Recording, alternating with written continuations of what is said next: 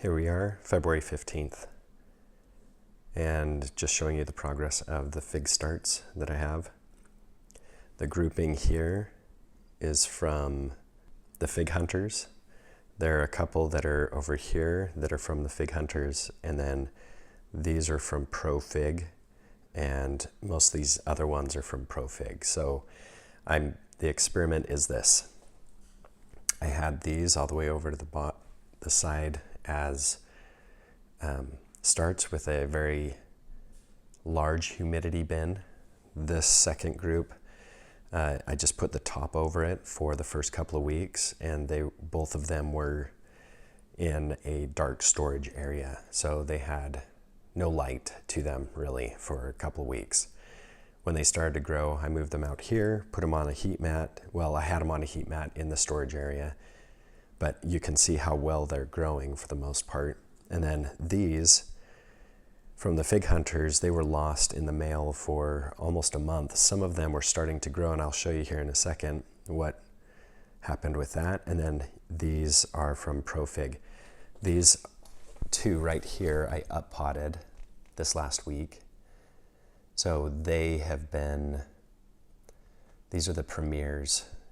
Or no, not premier. These are the Pastelier unknowns, the unknown Pastelier. And both of them are growing great. I just lost a leaf for some reason. Yesterday, I think, is what it was. But they seem to be growing good, even after up-potting them.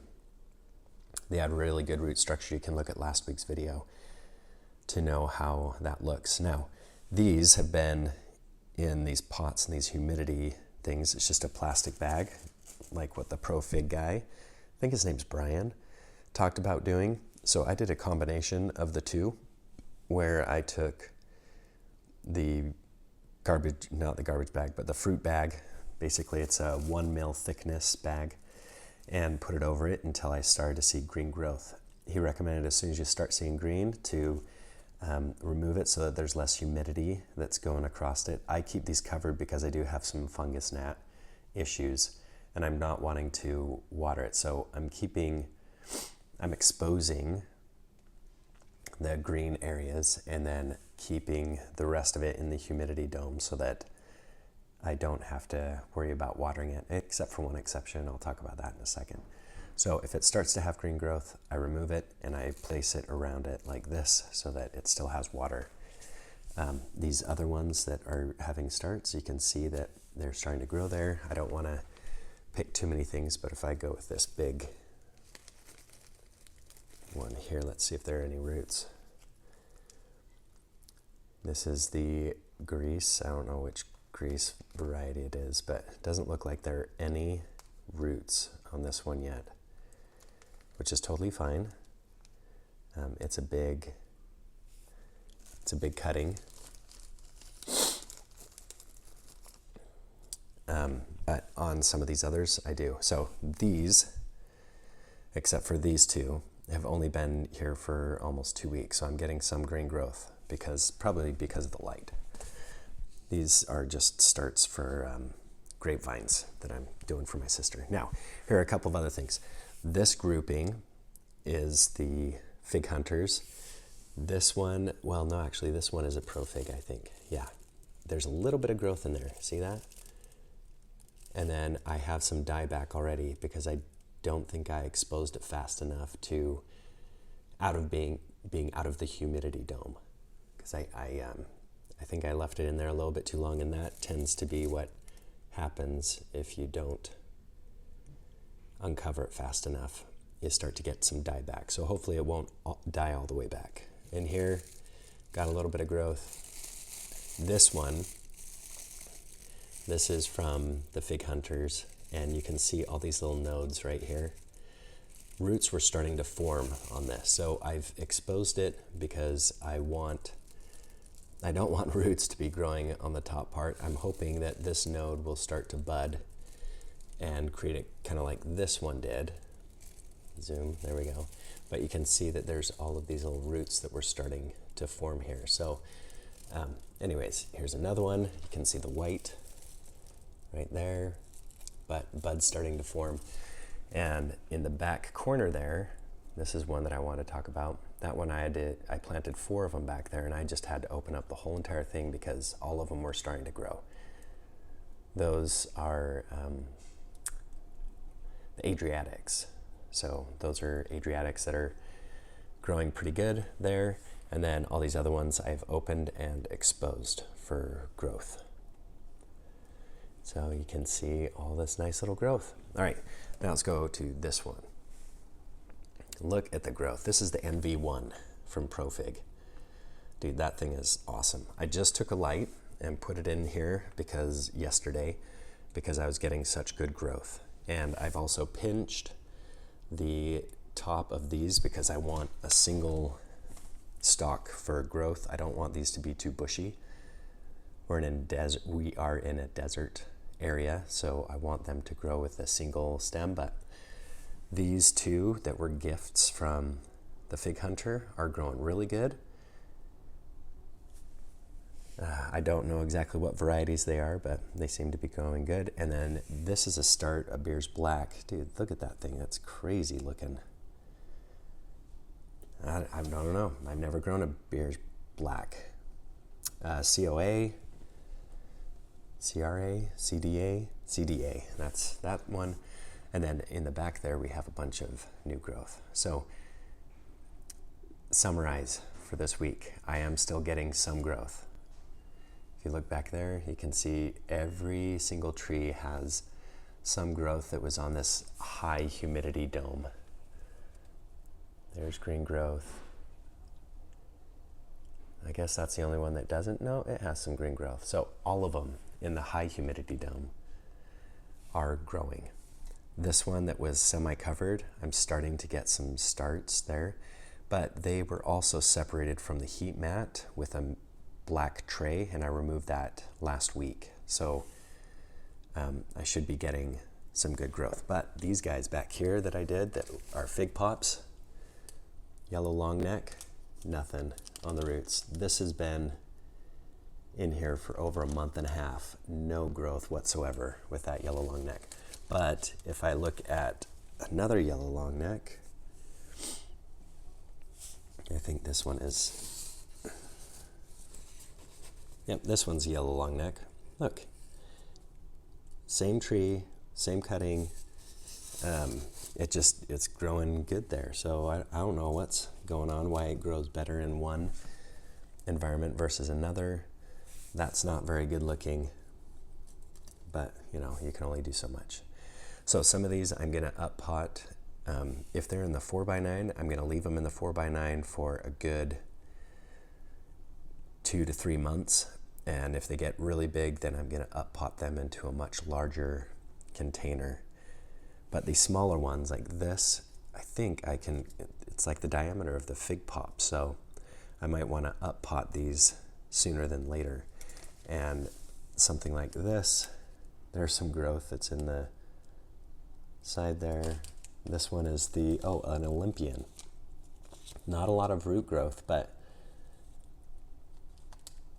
when it starts to get more roots, I will up pot that one. But some of these plants have a lot of roots. Look at that. This is the Cadota. Yeah, buddy. Look at those roots. So I could probably up pot that one pretty soon here. So I'm thinking maybe next week or the week after to up pot them. I'm not intending on sending or shipping these out.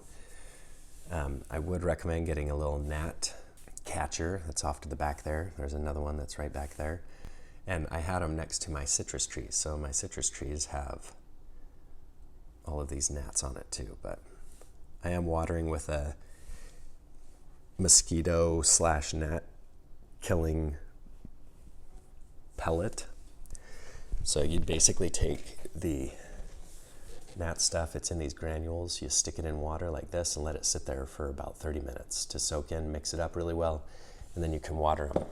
The other thing that I'm doing with watering these that are open because there is no humidity is I'm taking the sprayer and I'm spraying around the corners of these. Usually one spray per line. So I'm not watering them a lot. If I see that the leaves are starting to droop a little bit, kind of like this big one, then I think that means I just need to water more often. And if it comes up, then I know that I just need to water it more often. One last change that I made. I dropped the temperature down to 78 degrees because these are directly on the mat for this mat. And for that mat, with all the others, I kept it at 79 degrees because there's a plastic tote in between the two. So temperature is going to be lower on these versus these. So I turned down the temperature so they don't get too cooked or too hot. But it looks like it's going good for them. And I will go outside and show you a little update with the outdoor figs. Before I go outside, I want to show this. I think is a Smith fig. It is just in coconut coir. And again, I do the same thing with watering. I just spray it around the outside, and here by the window, it gets a good amount of sun. So I covered it in tin foil so that it doesn't get direct sun on that. But if I expose roots, you can see the roots. Ooh, it does look pretty dry down there towards the bottom. So maybe I need to water a little bit more. Yeah, I think I do. But anyways, both of these, I think they're either Celeste or Smith. I will find out in the next year with both of them, but they're doing okay. And here are some random varieties that I have. This is look at that, an edible caprified fig. Anyways. And I thought it was totally dead for the longest time, but look at that, it's green growth. So I'm watering twice a week in these, and they seem to be doing okay, but they are not on any heat, and it's about 68 to 70 degrees in the house. So they seem to be doing okay, but the bottom heat really makes a big difference. Okay, now outside. All right, here we are outside. You can see there's not really any growth. We've had temperatures at about 70 degrees. This morning it was a blistering 32 degrees of heat. That's Fahrenheit, but something I wanted to point out is I think this is the morning star. Let me double check. It is. Okay, so morning star from the Fig Hunters, and look at that. It's still green. Let's see if I zoom in. Green, and it's still doing okay. I mean, the afternoon sun comes in here and hits these, and they seem to be dead towards the top, which is totally fine. Montenegro ramata. I have a lot of other variations. Yellow long neck. Anyways, lots of different ones, but most of them, they look to be alive. I've watered them once every 2 to 3 weeks. If we look down here, okay, it's not too wet. There's a little bit of wetness down in there. So it might be time to water them again. But these I've just kept out here under my deck, so they've been covered. They don't get frost on them. So the temperature might be 32 degrees, but it's not directly on them. So I think that's actually really helping them survive the winter time. But who knows, maybe all of them are gonna die. I doubt it.